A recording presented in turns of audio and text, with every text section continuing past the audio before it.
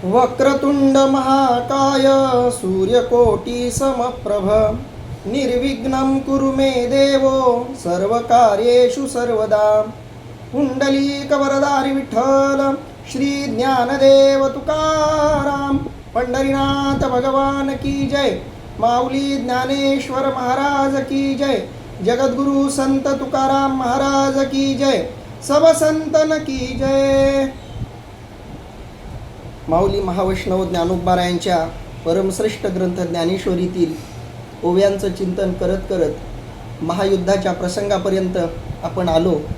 ज्या प्रसंगामध्ये कौरव आणि पांडवांच्या शंखध्वनीचा प्रचंड असा परिणाम होऊन या संबंध त्रैलोक्यावर काय परिणाम झाला याचं वर्णन माऊलींनी केलं आणि त्या परिणामांना पाहून भगवान कृष्ण परमात्म्यांनी आपला शंखध्वनी थांबवला।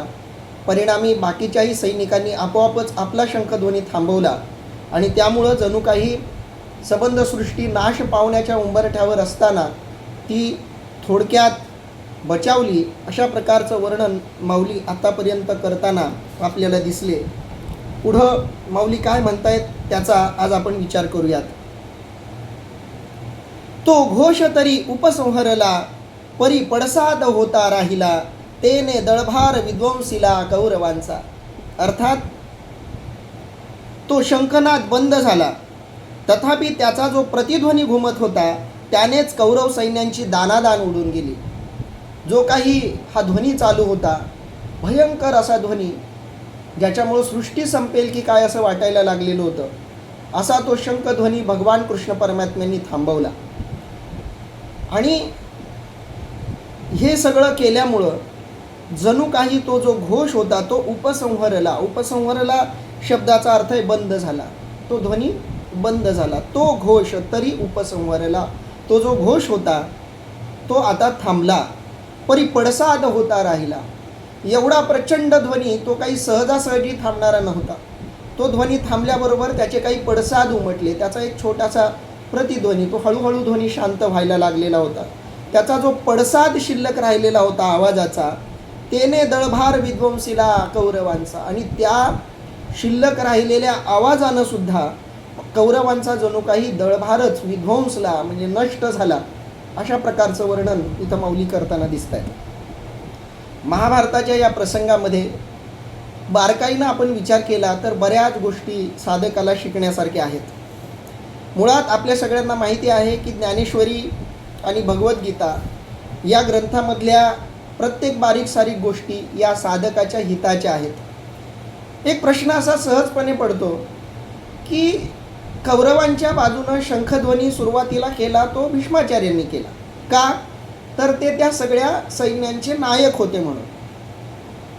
पण त्या सगळ्यांची कौरवांची जी ध्वनी झाली त्या ध्वनीनंतर पांडवांच्या बाजूनं शंखध्वनी जो सुरू व्हायला हवा होता तो कुणाकडून सुरू व्हायला हवा होता? तर साधारणपणे युधिष्ठिराकडून तो सुरू झाला असता, किंवा अर्जुनाकडून किंवा भीमाकडून तरी। पण भगवान कृष्ण परमात्म्यांनी हा ध्वनी का दिला? सुरुवात भगवान कृष्ण परमात्म्यांनी का केली? कारण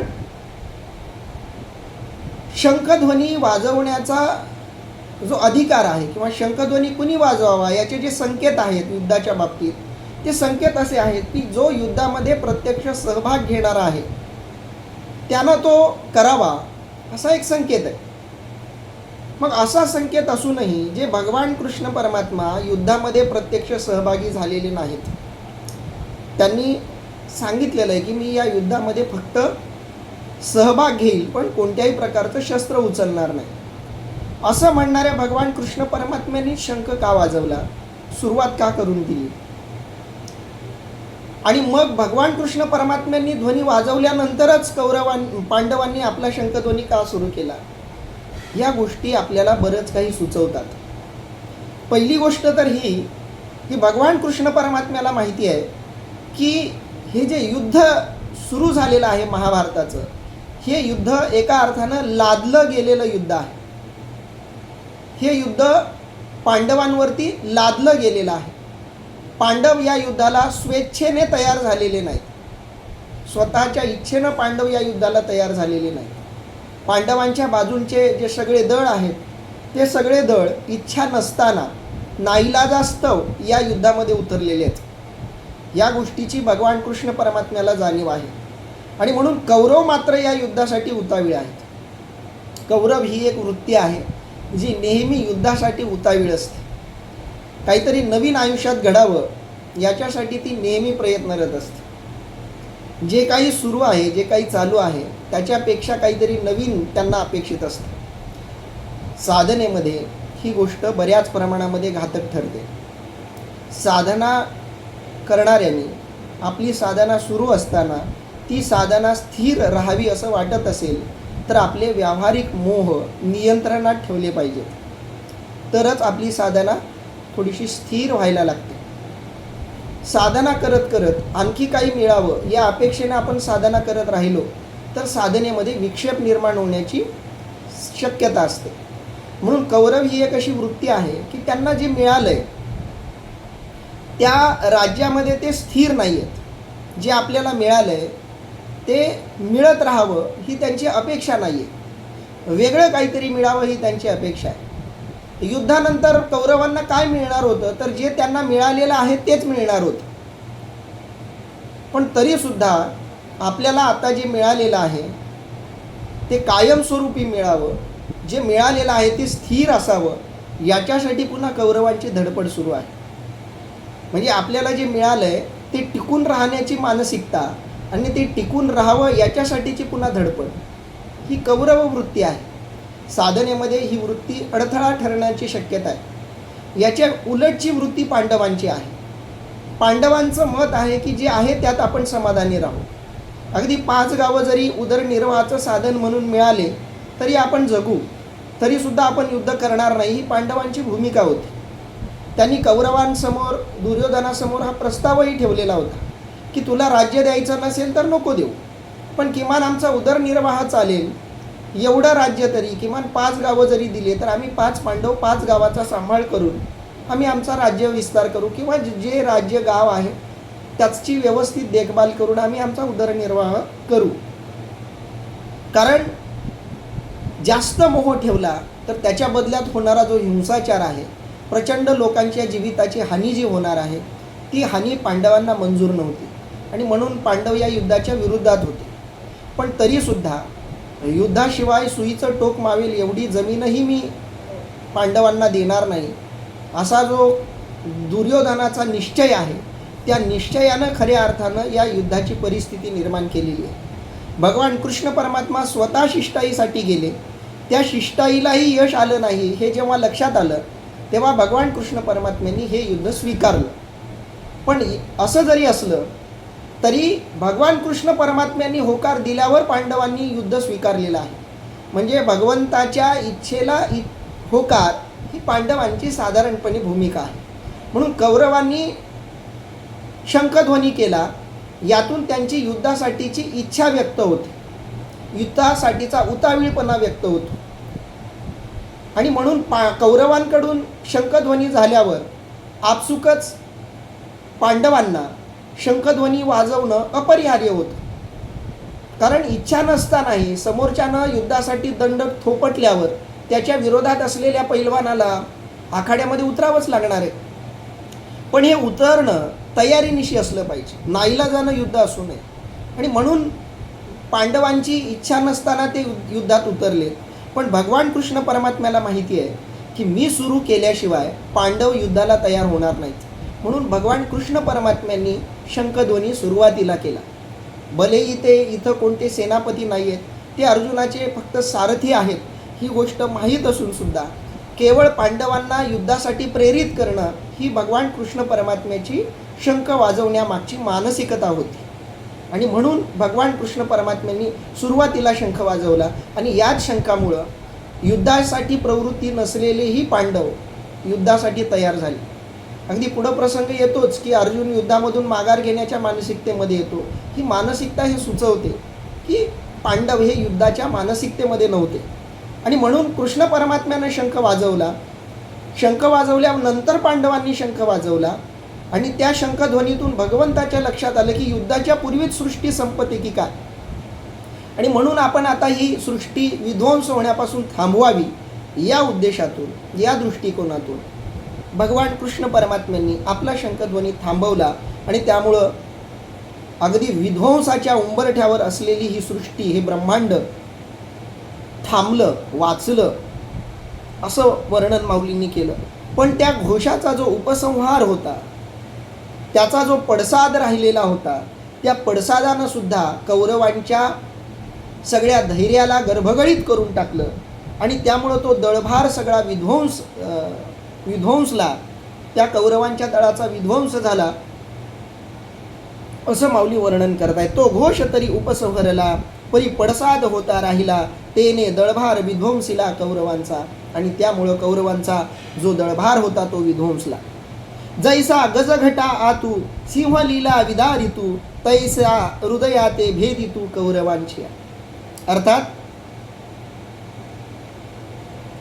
माऊली वर्णन करतायत, जसा सिंह सहज लीलेने हत्तीच्या समुदायाचे विदारण करतो, त्याप्रमाणे त्या शंखनादाच्या प्रतिध्वनीने कौरवांची हृदये विदीर्ण झाली. माऊलींनी पुन्हा एकदा तो दृष्टांत दिलाय. सिंह आणि हत्ती या दोघांची जी स्वाभाविक युद्धाची परिस्थिती आहे, तो दृष्टांत माऊलींनी अनेक ठिकाणी दिलेला आहे. याच अध्यायामध्ये आणखी आधी आपण हा दृष्टांत ऐकला. ज्या पद्धतीनं हत्तीचा कितीही मोठा कळप असला तरी सिंह त्या कळपांमधून अशा पद्धतीनं पलीकडे जातो की त्या सिंहाच्या केवळ उपस्थितीनं सगळे हत्ती घाबरायला लागतात, गर्भगळीत होतात, धैर्यहीन होतात. अगदी त्या पद्धतीनं भगवान कृष्ण परमात्म्याच्या आणि पांडवांच्या शंखध्वनीच्या प्रतिध्वनीनं सगळ्या कौरवांच्या मनातलं धैर्य ते संपलं. म्हणून जैसा गज घटा आतू, गज म्हणजे पुन्हा हत्ती, घट म्हणजे कळप, हत्तींच्या कळपाच्या आत सिंह लीला विदारितू, सिंह वेगवेगळ्या लीलेनं म्हणजे कौशल्यानं त्याचं विदारण करतो, म्हणजे हत्तींचा कळप फोडतो. तैसा हृदयाते भेदितो, अगदी त्या पद्धतीनं कौरवांच्या हृदयाला भेदण्याचं काम या कृष्ण परमात्म्याच्या आणि पांडवांच्या शंखध्वनीच्या आणि रणवाद्यांच्या प्रतिध्वनीनं आणि त्याच्या उपसंहारानं पांडवांच्या दळामध्ये घडलं, असं माऊली वर्णन करतायत. तो गाजत जव ऐकती तव उभेची ही एक घालिती, एकमेका ते म्हणती सावध रे सावध. अर्थात तो ध्वनी ऐकून उभ्या उभ्यात सर्वांचे धैर्य सुटले आणि एकमेका सावध रे सावध असं ते म्हणू लागले. कौरवांमध्ये एकच हाहाकार माजला आणि तो गाजत जव ऐकती, गाजत शब्दाचा अर्थ आहे घुमत, तो आवाज जो घुमत होता शंखध्वनीचा, तो आवाज ऐकून तो गाजत जव ऐकती, गाजत म्हणजे तो घुमणारा जो आवाज होता, तो गाजत जव ऐकती, तो गाजणारा आवाज जेव्हा कौरवांच्या सैन्यांनी ऐकला, तव उभेची ही एक हालती, तेव्हा उभं राहूनच ही एक हालती म्हणजे ओरडायला लागले. जे माणूस छाती बडवून घेताना जसं ओरडतो त्या प्रकारच्या क्रियेला ही एक हालती असा शब्दप्रयोग माऊलींनी केला. म्हणजे एखादं संकट यायला लागलं की माणूस ऊर बडवायला लागतो आणि जोरजोरात ओरडायला लागतो, वाचवा वाचवा. त्या पद्धतीनं तव उभेची हिये घाली, उभा राहूनच ते हिया घालू लागले. एकमेका ते म्हणती सावध रे सावध, एकमेकांना म्हणायला लागले सावध व्हा सावध व्हा, एकमेकांना सांभाळा, स्वतःला सांभाळा, इतरांना सांभाळा. कारण या प्रचंड अशा ध्वनीतून आपल्याला स्वतःचं जीवाचं रक्षण करणं हे गरजेचं आहे असं त्यांना वाटायला लागलेलं होतं. पुढं भगवद्गीताकार सांगतायत, अथ व्यवस्थितान् दृष्ट्वा धार्तराष्ट्रान् कपिध्वजः प्रवृत्ते शस्त्रसंपाते धनुरुद्यम्य पांडवः. नंतर कपिध्वज अर्जुनाने धृतराष्ट्र पुत्र दुर्योधनाधिक युद्ध करण्यास सज्ज उभे आहेत असे पाहून शस्त्रप्रहार चालू होण्याचा प्रसंग प्राप्त झाला असता आपले गांडीव धनुष्य उचलले. आणि हे सगळं बघून अर्जुनानं धृतराष्ट्राचा मुलगा जो दुर्योधन आणि त्याचे सगळे कौरवादी सैन्य युद्धासाठी सज्ज झालेले आहेत ही गोष्ट बघितली आणि त्यांचा सगळा शस्त्रप्रहार आता होणार आहे आपल्यावर हे जाणून घेऊन अर्जुनानं आपलं गांडीव धनुष्य उचललेलं आहे असा या श्लोकाचा अर्थ आहे. माऊली या श्लोकाचं विवेचन करतायत बघा. तेथ बळे प्रौढी पुरते महारथी वीर होते, तीही पुनरपी दळाते आवरिले. अर्थात त्या ठिकाणी बलाने आणि पुरुषार्थाने युक्त असे जे महारथी होते त्यांनी सैन्याला पुन्हा धीर देऊन सावरले. आणि मग ती जी परिस्थिती झाली, त्या परिस्थितीला सावरण्यासाठी सर्वसामान्य हृदयाची लोक तर घाबरूनच गेले, गर्भगळीत झाले, त्यांचं धैर्यच हरवलं. परंतु त्याच्यामध्येही जे असे काही थोडेसे धैर्यवान सैनिक होते, त्या सैनिकांनी मात्र इतर सगळ्या सैनिकांना धीर देण्याचं काम केलं. तैसे बळे प्रौढी पुरते, तेथ बळे प्रौढी पुरते. त्या ठिकाणी बळे, थोडीशी ताकद असलेली, प्रौढी पुरते, लोकांना धीर देता येईल, लोकांपुढं आपलं मोठेपण सांगता येईल किंवा सिद्ध करता येईल, एवढा धीर ज्यांच्याकडं होता, एवढी ताकद ज्यांच्याकडं होती, असे महारथी वीर होते. असे जे महारथी वीर त्यांच्यामध्ये होते, तीही पुनरपी दळाते आवरिले. आणि त्यांनी पुन्हा एकदा, पुनरपी म्हणजे पुन्हा, तीही म्हणजे त्यांनी पुन्हा दळाते आवरिले. त्यांनी पुन्हा आपल्या कौरवांच्या दळाला, आपल्या कौरवांच्या त्या संघाला किंवा त्यांच्या समूहाला आवरण्याचं काम केलं. कारण आता जर यांना आवरलं नाही तर कौरव सगळे आताच गर्भगळीत होऊन युद्ध भूमी सोडून पळून जातील की काय, या प्रकारची भीती या मुख्य सैन्यांना, सैनिकांना वाटायला लागली. म्हणून त्यांनी आपल्या सगळ्या सैन्यांना सावध करण्याचं काम केलं.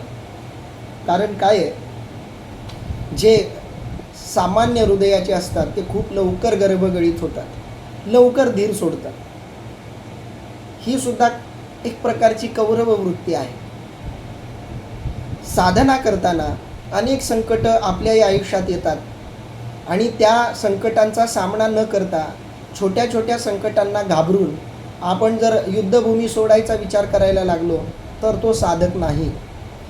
साधना करताना व्यावहारिक अडचणी या येत असतात.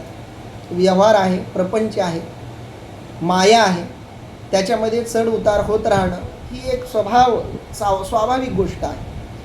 परंतु थोडं काही झालं की घाबरणं, थोडं काही झालं की रणांगण सोडायची वृत्ती होणं, थोडं काही झालं की साधना सोडणं, हे साधकासाठी योग्य नाही, हिताचं नाही.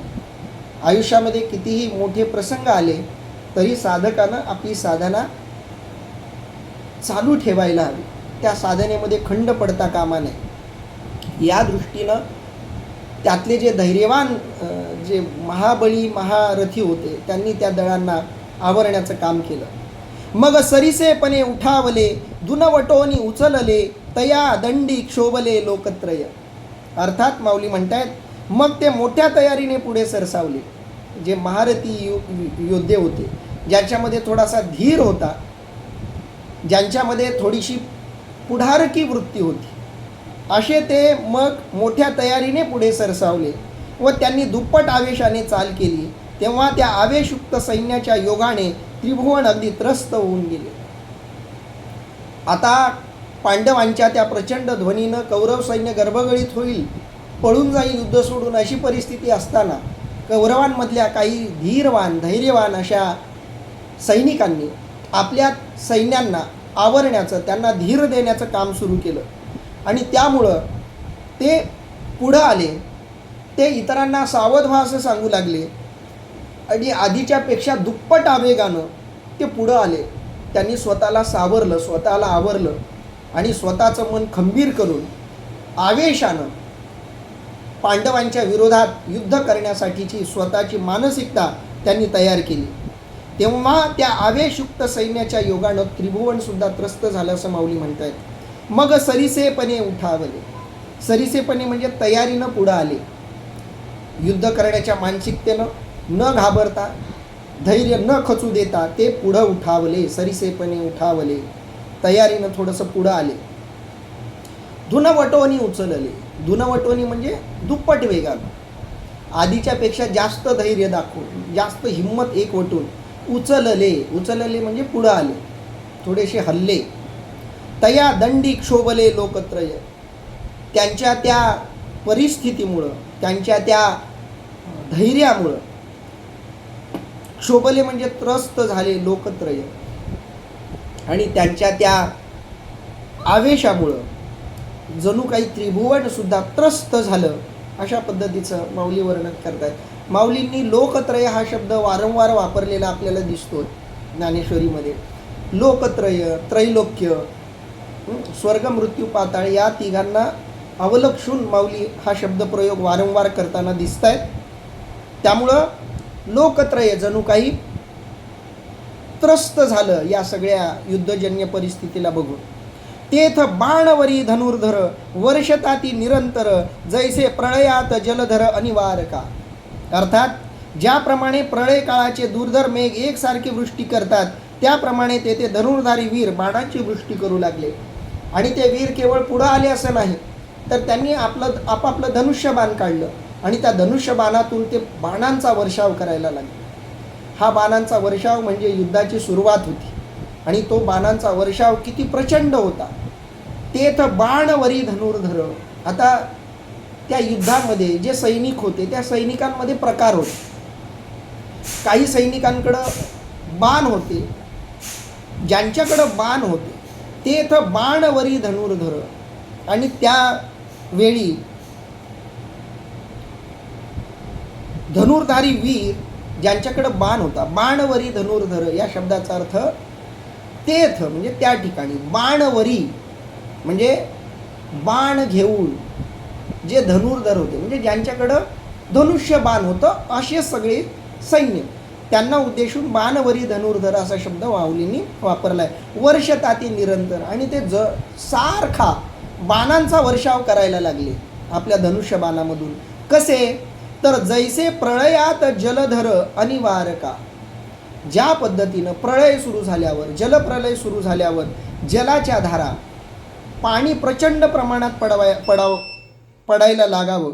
अनिवार या शब्दाचा इथं दिलेला अर्थ आहे दूरधर. अशा प्रकारे त्या पाण्याचा बाणांचा वर्षाव होऊ लागला. जणू काही प्रळय काळामध्ये जलधारांचा वर्षाव व्हावा, अगदी तसाच वर्षाव या बाणांचा व्हायला लागला असं माऊली इथं वर्णन करून सांगतायत. ते देखलिया अर्जुने संतोष घेऊन मने मग संभ्रमे देठी सेने घालीतसे. अर्थात ते पाहून अर्जुनाच्या मनाला फार संतोष झाला व त्याने मोठ्या आवेशाने सैन्यावर नजर टाकली. आता हे सगळं घडतंय, हे सगळं अर्जुनानं बघितलंय. बघा, पुन्हा जसा शंखध्वनीची सुरुवात कौरवांच्या बाजूनं झाली तशी पहिली बाण सोडण्याची किंवा शस्त्र चालवण्याची सुरुवात सुद्धा कौरवांकडूनच झाली असं आपल्याला दिसतं. म्हणजे कौरवांनीच सुरुवातीला शंखध्वनी केला आणि कौरवांनीच सुरुवातीला शस्त्रास्त्रांचा वर्षाव सुरू केला आणि म्हणून त्यांची बाण यायला लागले. हे येणारे बाण बघितले अर्जुनानं. ते बघितल्यावर अर्जुनाला आनंद झाला. ते देखलिया अर्जुने. ते सगळं अर्जुनानं बघितलं. देखलिया म्हणजे बघितलं अर्जुने. संतोष घेऊन म्हणे, मनातल्या मनात त्याला संतोष झाला. मग संभ्रमे देठी सेने घालीत असे. आणि मग संभ्रमानं, संभ्रमे शब्दाचा इथं अर्थ आहे आवेश. दिठी सेने घालीत असे. दिठी म्हणजे दृष्टी, सेने म्हणजे सैन्याकडं, घालीत असे म्हणजे बघायला लागला. ते देखलिया अर्जुने संतोष घेऊन म्हणे मग संभ्रमे दिठी सेने घालीत असे. आणि तो वर्षाव कौरवांचा बघितल्याबरोबर अर्जुनाला आतून आनंद झाला आणि आनंदित होऊन त्यानं सगळ्या कौरवांच्या सैन्यांवरती आपली दृष्टी, आवेशानं आपली अशी दृष्टी फिरवली. कारण अर्जुन हा स्वभावतः योद्धा आहे, स्वभावतः क्षत्रिय आहे. आणि जो स्वभावतः क्षत्रिय असतो त्याला युद्ध करण्याचा प्रसंग आला की आपोआपच त्याला आवेश येतो, त्याला आवेग येतो. माणसाची ज्या प्रकारची प्रवृत्ती असते, ज्या प्रकारचा माणसाचा स्वभाव असतो, त्या स्वभावाप्रमाणे त्या गोष्टी करण्यासाठी माणूस प्रवृत्त होत असतो. अर्जुन अगदी त्याच पद्धतीनं इथं प्रवृत्त झालेले आपल्याला दिसत आहेत. आणि अर्जुनानं प्रवृत्त होऊन युद्धाची आपली तयारी दाखवली. तव संग्रामी सज्ज जाहले सकळ कौरव देखिले तव लीला धनुष्य उचलिले पांडुकमरे. अर्थात तेव्हा सर्व कौरव युद्धास सिद्ध झालेले पाहून अर्जुनाने सहज लिहिलेले धनुष्य उचलले. तव संग्रामी सज्ज झाले. त्यावेळी संग्रामे म्हणजे युद्धासाठी सज्ज झाले म्हणजे तयार झाले सकळ कौरव,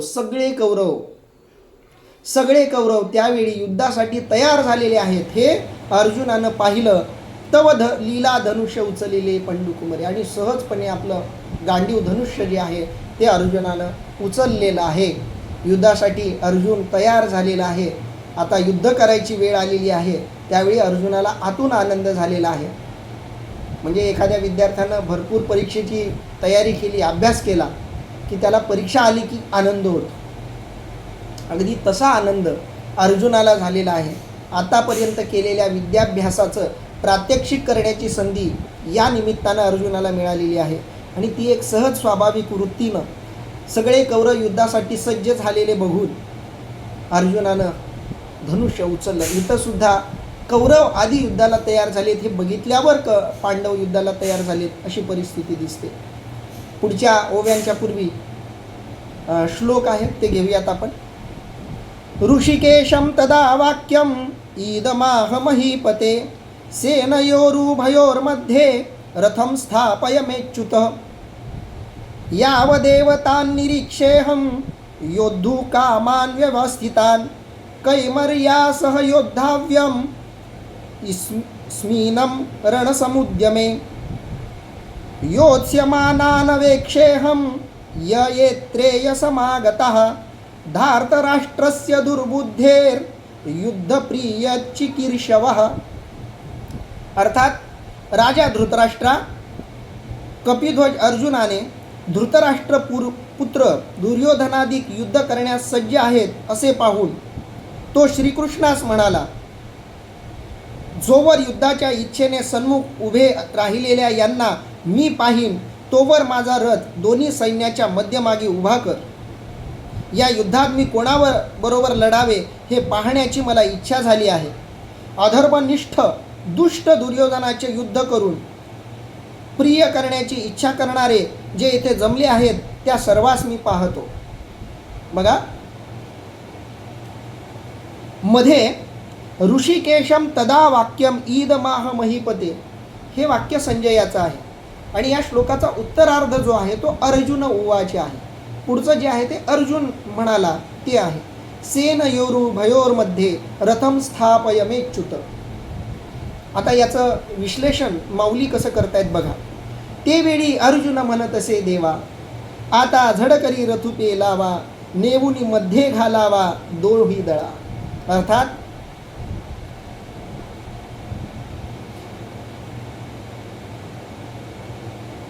आणि अर्जुन देवास म्हणाला, देवा आता आपला रथ लवकर हाणून दोन्ही सैन्यांच्या मध्ये नेऊन उभा करा.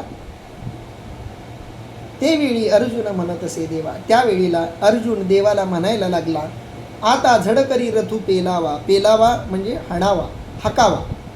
झडकरी लवकरात लवकर आता रथ तुम्ही हलवा, पेलवा. नेऊनी मध्ये घालावा दोन्ही दळा. दोन्ही दळांच्या मध्ये माझा रथ नेऊन उभा करा. आता अर्जुनाची युद्ध जिज्ञासा, युद्ध प्रवृत्ती, क्षत्रिय स्वभाव या ओवीमधून माऊलींनी सांगितलेला आहे. अर्जुन अगदी हक्कानं भगवान कृष्ण परमात्म्याला म्हणायला लागला आहे की देवा लवकरात लवकर माझा तो रथ तुम्ही मध्ये नेऊन दोन्ही दळाच्या आतमध्ये ठेवा. इथं सुद्धा अर्जुनाची जी स्वभाव धर्म जो आहे अर्जुनाचा इथं जागा असलेला दिसतो. हा श्लोक किंवा ही ओवी म्हणण्यामागची अर्जुनाची मानसिकता आपण नीट समजून घेतली पाहिजे. ही मानसिकता नीट समजूनच आपण पुढे त्याच्या मनामध्ये किंवा त्याच्या वृत्तीमध्ये जो बदल होणार आहे त्याचा विचार आपण करणार आहोत. म्हणून थोडासा विचार करायचा आहे की या क्षणाला जेव्हा दोन्ही बाजूच्या योद्धांकडून शंखनाद झालेला आहे, दोन्ही बाजूच्या सैन्यांकडून रणवाद्यांचं वादन झालेलं आहे, कौरवांच्या बाजूनं शस्त्रांचा बाणांचा वर्षाव सुरू झालेला आहे, हे सगळं बघून सहज प्रवृत्ती असलेला अर्जुन युद्धासाठी प्रेरित झालेला आहे, युद्धासाठी तयार झालेला आहे. आणि तो प्रेरित होऊन भगवंताला स्वतः म्हणायला लागला आहे की मला लवकरात लवकर तुम्ही माझा रथ दोन्ही सैन्यांच्या मध्ये नेऊन ठेवा. इथली जी अर्जुनाची मानसिकता आहे ती मानसिकता आपल्याला नीट समजून घ्यायची आहे. या क्षणाला अर्जुन युद्धासाठी प्रवृत्त झालेला आहे, कारण आजूबाजूची जी मानसिकता आहे, आजूबाजूचं जे वातावरण आहे त्याला अनुकूल असा अर्जुन इथं वागताना आपल्याला दिसतो. पुढं तो काय म्हणतोय बघा, जव मी नावेक हे सकळ वीर सैनिक न्याहाळीन अशेख झुंजते जे. अर्थात म्हणजे युद्ध करण्याकरता आलेल्या सर्व वीरांना मी क्षणभर बघून न्याहाळी. कारण युद्धाला आल्यानंतर जे समोर सैनिक आहेत त्या सगळ्या सैन्यांवरती मला थोडीशी माझी नजर टाकायची आहे असं अर्जुन म्हणतोय. का तर इथं अर्जुनाची जी वृत्ती आहे ती पूर्णपणे स्वभावमुक्ती आहे. तो आपल्या स्वभावावर स्थिर आहे. आत्ता या घडीला अर्जुनाची जी मानसिकता आहे, जे समाज मानस आहे, जी त्याची अवस्था आहे, त्या अवस्थेला अनुकूल असं इथं अर्जुन वागताना दिसतोय आपल्याला. आणि म्हणून त्याची इच्छा आहे की तुम्ही युद्धाच्या मध्यभागी मला नेऊन उभं करा, कारण युद्धासाठी जे उभा झालेले जे आजूबाजूचे सगळे सैनिक आहेत त्यांना मला बघण्याची इच्छा झालेली आहे. ते सगळे वीर सैनिक मला बघायचे आहेत. जव मी नावेक, जेव्हा मी नावेक या शब्दाचा इथं दिलेला अर्थ आहे क्षणभर, ज्यामुळं मी क्षणभर का होईना क्षणभरात सकळ वीर सैनिक, हे सगळे जे वीर सैनिक माझ्यासमोर उभे आहेत, न्याहाळीनं अशेख झुंजते जे, एका क्षणात मी समोर उभ्या असलेल्या सगळ्या सैन्यांना बघू इच्छितो. खरं तर ही बघण्यामागची अर्जुनाची जी मानसिकता आहे ती ही आहे की या योद्ध्यांना तर मी सहजपणे परास्त करू शकतो. अगदी परीक्षेला बसलेला विद्यार्थी पेपर सोडवण्याच्या आधी प्रश्न बघू इच्छितो. प्रश्नाला थोडासा तो बारकाईनं बघतो आणि त्या प्रश्नांकडे बघून तो मनातल्या मनात हसतो, कारण त्याला एक प्रकारचा आत्मविश्वास आलेला असतो. अभ्यास केलेला सराव या सगळ्यातून त्यानं तो आत्मविश्वास कमावलेला असतो आणि त्या प्रकारचा आत्मविश्वास इथं अर्जुनाला आलेला आहे. आणि त्या आत्मविश्वासामुळं अर्जुन कृष्ण परमात्म्याला म्हणायला लागला आहे की देवा, मला त्या दळाच्या मध्ये नेऊन उभा करा की जेणेकरून माझ्यासाठी युद्धासाठी समोर जे जे काही आलेले आहेत त्या सगळ्यांना मला एकदा बघायचं आहे. पुढं माऊली वर्णन करतायत बघा, येथ आले असती आघावे परी कवडे सीम्या झुंजावे हे रणी लागे पहावे म्हणून. मला का बघायचं आहे त्यांना, त्याचं कारण अर्जुनाने इथं सांगितलं. कारण येथे जरी सर्व वीर जमले आहेत तरी समरांगणी मला कोणाकोणाशी युद्ध करायचे आहे ते मी पाहीन. बघा, अर्जुनाच्या आतला योद्धा इथं बोलायला लागलेला. इथली जी भाषा आहे ती एका शुद्ध क्षत्रियाची, स्वभावानं क्षत्रिय असलेल्या व्यक्तीची, त्या भूमिकेतल्या अर्जुनाची ही मानसिकता आहे ती या शब्दातून व्यक्त झाली आहे. येथ आले असती आघवे, येथ इथं आले असती आघवे, आघवे म्हणजे सगळे, परी कवने सीम्या झुंजावे, यांच्यातल्या कुणाबरोबर मी युद्ध करावं, कारण सगळे तर मी युद्ध करावं अशा पात्रतेचे नसतील. त्यामुळं मला ठरवावं लागेल की मी यातल्या कुणाबरोबर युद्ध मला करायचं आहे हे मलाच ठरवावं लागेल. कुणाबरोबर युद्ध करायचं हे मलाच बघावं लागेल. हे रणी लागे पहावे म्हणून. आणि रणात गेल्याशिवाय, त्यांच्या समोर गेल्याशिवाय, त्यांच्या मध्यभागी गेल्याशिवाय मला हे कळणार नाही की मी कुणाबरोबर युद्ध करावं. म्हणून मला मध्यभागी नेऊन उभा करा, मी बघेल आणि मग ठरवेल की यातल्या कुणाबरोबर मला युद्ध करायचं आहे. पुढं अर्जुन म्हणतायत बघा, बहुत करुणी कौरव हे आतुर दुस्वभाव वाटी वेवी नहाव बांधिती झुंजी. बघा, अर्जुनाच्या मनात कौरवांच्या बद्दल, त्यांच्या मानसिकतेबद्दल जे मत आहे ते इथं व्यक्त झाले. अर्थात हे बहुतेक उतावळे व दुष्टबुद्धी कौरव अंगात पराक्रम नसता युद्धाची मात्र हाव धरतात.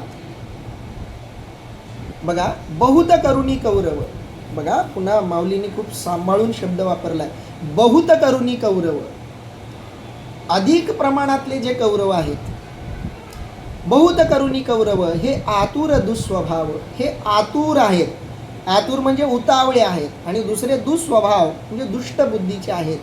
वाटिवे विन हाव, वाटिवे विन शब्दाचा अर्थ आहे पराक्रमा वाचून हाव बांधिती झुंजी, यांच्यामध्ये कोणत्याही प्रकारचा पराक्रम नाही आहे. बघा, कौरवांची आणि पांडवांची संख्यासुद्धा विचार करण्यासारखी आहे. धृतराष्ट्र हा आंधळा आहे आणि जो आंधळा असतो त्याची संतती ही अधिकच असते. थोडंसं आपण वेगळ्या अंगानं या तत्वाचा विचार करणार आहोत, या स्थितीचा विचार करणार आहोत. धृतराष्ट्र म्हणजे एक वृत्ती आहे. ही वृत्ती अशी आहे की जी आंधळी आहे. आंधळी म्हणजे डोळ्यांनीच नाही, कारण आंधळा केवळ धृतराष्ट्र नाही आहे, कौरवसुद्धा आंधळे आहेत. जे समोर दिसतंय ते बघू न शकणारे, जे समोर दिसतंय ती बघण्याची इच्छा नसणारे, हे सगळे कौरव आहेत. आणि ज्यांना समोर असलेलं स्पष्ट दिसत नाही त्यांचं जीवन जे आहे ते एक प्रकारे अस्थिर असतं. त्यांची जी मतं असतात ती स्थिर नसतात. त्यामुळं प्रत्येक मत आपलंच आहे अशी एक वृत्ती त्यांच्यामध्ये जन्माला येते आणि म्हणून अनेक गोष्टी करायची त्यांची इच्छा असते. आणि धृतराष्ट्र ही एक अशी वृत्ती आहे की ज्या वृत्तीमध्ये अनेक तरंग वेगवेगळे येत असतात आणि हे सगळे तरंग तितकेच वाईट असतात जितका तो वाईट आहे. धृतराष्ट्र स्वतः एक कौरव आहे. धृतराष्ट्र स्वतः एक अशी वृत्ती आहे जी आंधळी आहे, जिच्याकडं विवेक नाही आहे, जिच्याकडं सत्य पाहण्याची वृत्ती नाही आहे. अशा धृतराष्ट्राकडून तशाच प्रकारच्या वृत्तींना जन्म मिळतो, तशाच प्रकारच्या वृत्ती बाहेर येतात आणि म्हणून धृतराष्ट्रासारख्या वृत्तीच्या लोकांकडून कौरवांसारख्या वृत्तीलाच जन्म देता येऊ शकतो. आणि धृतराष्ट्राची पत्नीसुद्धा गांधारी आहे. तिला डोळे आहेत पण तरी तिनं स्वतःच्या डोळ्यावर पट्टी बांधून घेतलेली आहे. तिची पतिनिष्ठा आहे ही बाजू जरी खरी असली तरी पतीच्या वरती कोणत्या वेळेला निष्ठा ठेवावी हेही गांधारीला कळलेलं नाही. धृतराष्ट्राला पुत्रमोह झालाय हे गांधारीला दिसत होतं, पण तरीसुद्धा बाप जरी चुकला तरी आईनं तरी किमान आपल्या लेकरांना धडा शिकवायला हवा, चांगला मार्ग दाखवायला हवा. बाप चुकत असेल तर आईचं कर्तव्य आहे लेकरांना चांगली वाट दाखवणं. पण गांधारी सुद्धा एक अशी वृत्ती आहे. बघा, तिच्या नावामध्येच गांधारी शब्द आहे. एक काय म्हणून एक प्रकारचा गंध तिच्या स्वभावामध्ये आहे जो अस्पष्ट आहे. म्हणजे काहीही न करण्याची वृत्ती, जे सोपं वाटतंय त्याला आधार देण्याची वृत्ती म्हणजे गांधारी वृत्ती आहे. तिला कळतंय की आपल्या नवऱ्याचं चुकतंय तरीसुद्धा त्याला विरोध न करता जे घडतंय ते त्याला सपोर्ट करणं, त्याला आधार देणं ही गांधारीची वृत्ती आहे. आणि कशाच्या नावाखाली तर धर्माच्या नावाखाली. बघा, खूप सूक्ष्मपणे आपल्याला हा विषय समजून घ्यावा लागेल. गांधारी म्हणजे काय, धृतराष्ट्र म्हणजे काय. जीवन जगत असताना मनामध्ये अनेक प्रकारचे कुविचार येत असतात. हे करावं, ते करावं, तेही करावं, हे सगळं करावं असं वाटणं म्हणजे कौरवांना जन्म देणं आहे, आपल्या समस्या वाढवणं आहे, आपल्या विध्वंसाला कारणीभूत ठरणाऱ्या गोष्टी वाढवणं आहे. आपण जेव्हा कुविचार वाढवायला लागतो, कुविचार प्रवृत्तीतून विचार करायला लागतो, तेव्हा ते येणारे विचार हे एक नसतात, ते अनेक असतात. आपण म्हणतो बघा, संकट आली की ती एकटी येत नसतात, ती अनेक संकटांना घेऊन येत असतात. कौरव म्हणजे ती वृत्ती आहे. एकदा मनानं वाईटपणा स्वीकारला की तो वाईटपणा अनेक वाईटपणांना घेऊन येतो आणि त्यातून कौरवांचा जन्म होतो. आणि या विचारांना थांबवण्याची शक्ती गांधारीमध्ये असते, विवेकामध्ये असते. विवेक म्हणजे ज्याला डोळे आहेत तो. गांधारी म्हणजे विवेक, पण गांधारी असा विवेक आहे की ज्या विवेकानं आंधळेपणानं कुविचार स्वीकारलेला आहे, कुविचाराला समर्थन दिलेलं आहे. आणि हे समर्थन देताना तो विवेक स्वतःचा अहंकार बाळगून आहे की मी पतिव्रत आहे, मी माझ्या पतीला समर्थन देणं माझं कर्तव्य आहे म्हणून मी हे करते. आणि ही वृत्ती म्हणजे कौरव आहे, ही वृत्ती म्हणजे धृतराष्ट्र आहे, ही वृत्ती म्हणजे गांधारी आहे. आणि या वृत्तीला विरोध करणारी वृत्ती म्हणजे पांडव. पांडव या शब्दाचा अर्थ आहे तुम्ही पंचेंद्रियाच्या अंगाने याच्याकडे घेऊ शकता. ज्याचं आपल्या पाचही इंद्रियांवरती लक्ष आहे, पाचही इंद्रियांकडं जो तटस्थपणे बघतोय तो पांडव आहे. आणि म्हणून हा जो पांडव आहे त्याला कौरवाची वृत्ती सहजपणे दिसते, कारण त्याचं इंद्रियांवर नियंत्रण आहे. म्हणून बहुत करुणी कौरव हे आतुर दुस्वभाव, वाटिवे विन हाव बांधिती जुली. आणि अशा कौरवांमध्ये धैर्यहीन असे, उतावीळ असे, वाईट स्वभावाचे, ज्यांच्यामध्ये पराक्रम नसतानाही सत्ता मिळवण्याची हाव आहे, युद्ध करण्याची इच्छा आहे, झुंजाची आवडी धरिती, परी संग्रामी धीर नवती, हे सांगोनी रायाप्रती काय संजयो म्हणे. अर्थात यांना युद्धाची हौस आहे खरी, परंतु यांच्याच्याने रंगभूमीवर टिकाव धरवत नाही, असं अर्जुनानं त्या कौरवांच्या कौरवांबद्दल भगवान कृष्ण परमात्म्यानं सांगितलं. हे सांगोनी रायाप्रती काय संजयो म्हणे. इतके राजाला सांगून संजय पुढं म्हणाला. इथपर्यंत आपण वर्णन करून थांबूयात, कारण पुढचे जे श्लोक आहेत ते संजयाचे आहेत. त्याचा आपल्याला वेगळा स्वतंत्रपणे विचार करायचा आहे. महत्त्वाची गोष्ट ही आहे की हे महाभारताचं युद्ध, माऊलींनी उचललेले त्यातले प्रसंग साधनेच्या दृष्टीनं, भक्ताच्या दृष्टीनं महत्त्वाचे आहेत. त्याचा आणखी थोडासा विचार उद्याच्या दिवसामध्ये आपण करूयात. आता आपण इथं थांबूयात. पुंडलिक वरदा हरी विठ्ठल, श्री ज्ञानदेव तुकाराम, पंढरीनाथ भगवान की जय, माऊली ज्ञानेश्वर महाराज की जय, जगद्गुरु संत तुकाराम महाराज की जय, सब संतन की जय.